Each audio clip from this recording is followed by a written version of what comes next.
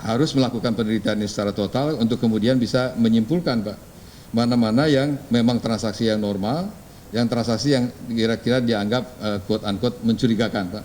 Oleh karena itu kami perlu melakukan klarifikasi lebih lanjut terhadap hal-hal yang memang sudah ada indikasi mencurigakan.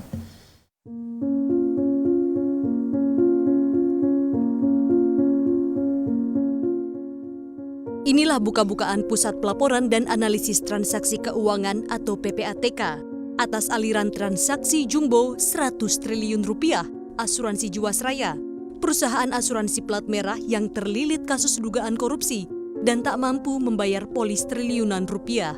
Dari penelusuran PPATK atas aliran dana ini, kerugian Jiwasraya tak hanya imbas kondisi pasar, namun ada modus fraud untuk menguntungkan pihak tertentu, baik manajer investasi hingga sekuritas.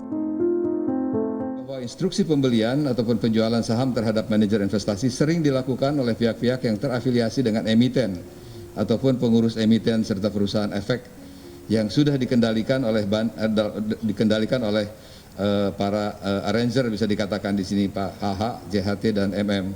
Sehingga keputusan manajer investasi dalam melakukan jual beli portfolio saham yang menjadi underlying dari reksadana milik AJS dilakukan secara tidak independen.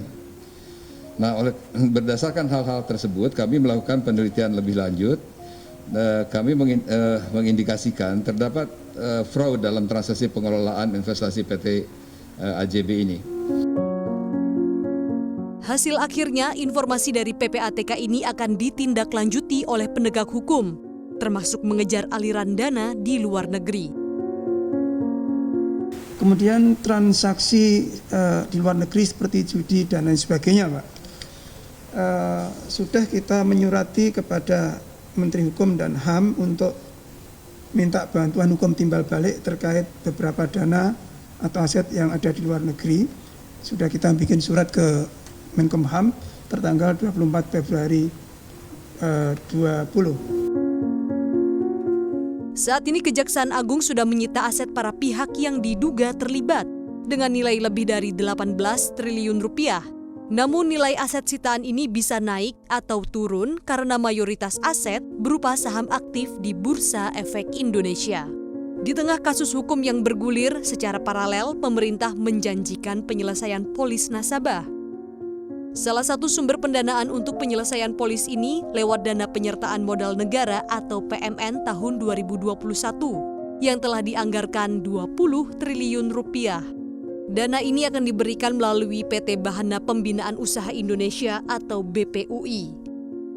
Mengurai benang kusut kasus Jiwasraya memang tak mudah. Perusahaan proteksi jiwa milik negara ini diduga dirampok lewat aksi kejahatan kerah putih. Pembayaran polis tertunggak hingga belasan triliun rupiah. Saat ini Kejaksaan Agung sudah menetapkan tersangka oknum-oknum yang diduga berperan, hingga menetapkan 13 tersangka korporasi. Tak bisa lagi catatan kelam asuransi terus terjadi. Penyelesaian kasus Jiwasraya ini menjadi bukti keseriusan menangani penjahat sektor keuangan yang membobol dana para nasabah tak bersalah. Tim Liputan CNBC Indonesia.